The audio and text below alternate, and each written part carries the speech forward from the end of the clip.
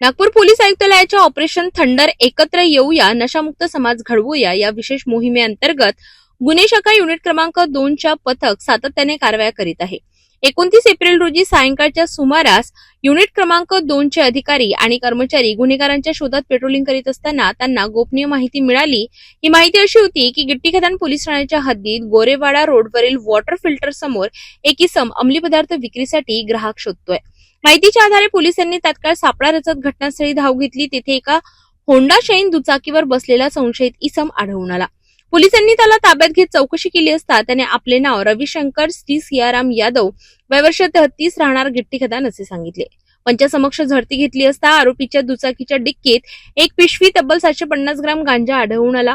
या कार्यवाहीत पोलिसांनी गांजा, दुचाकी आणि मोबाईल असा मिळून एकूण 70,000 रुपयांचा मुद्देमाल जप्त केला। सखोल चौकशीत आरोपीने कबुली दिली की त्याने हा गांजा आपल्या 2 साथीदारांच्या मदतीने आणला होता। यात आलोक वय वर्ष 27 राहणार काटोल आणि दिगंबर नावाचा एक इसम यांचा समावेश आहे। पोलिसांनी आरोपींविरुद्ध एनडीपीएस ऍक्ट अंतर्गत गुन्हा दाखल केला असून त्यांना अटक करण्यात आली आहे। सध्या फरार आरोपींचा शोध सुरू आहे।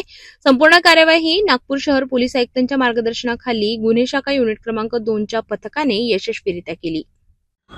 क्राईम ब्रांच युनिट 2च्या पथकाला गोपनीय माहिती मिळाली होती की आरोपी नामे रविशंकर श्री सियाराम यादव हा गोरेवाडा रस्त्यावर असलेल्या OCW पाण्याच्या फिल्टरचं जे प्लांट आहे त्या ठिकाणी हा अवैध रीतीने गांजा विक्रीचं काम करतो।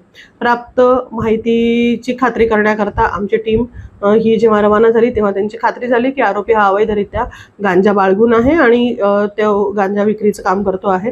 करिता त्या क्षणी तिथे 2 पंचांना पाचारण करण्यात आले आणि पंचांच्या उपस्थितीत 16:30 वाजता सदरची संपूर्ण कार्यवाही ही करण्यात आलेली आहे। यामध्ये आरोपी रविशंकर यादव याच्याकडे एकूण 70,000 रुपयाचा मुद्देमाल मिळून आलेला आहे। गांजा होता वजनी 750 ग्रॅम। त्याची एक गांजा विक्री करता जो ती बाईक तो वापरत होता ती बाईक जप्त करण्यात आलेली आहे आणि हा व्यवसाय करण्याकरता जो मोबाईल फोन तो वापरत होता असे 2 मोबाईल फोन त्याचे जप्त करण्यात आलेले आहे।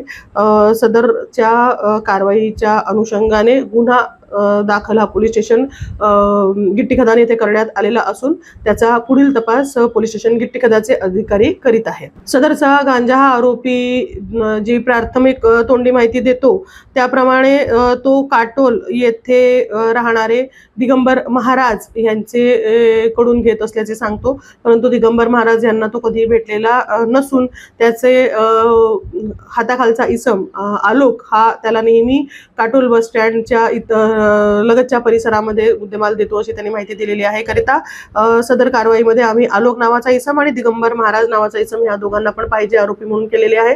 त्यांचाही शोध आणि माहिती काढण्याचे काम क्राईम ब्रांच करते आहे।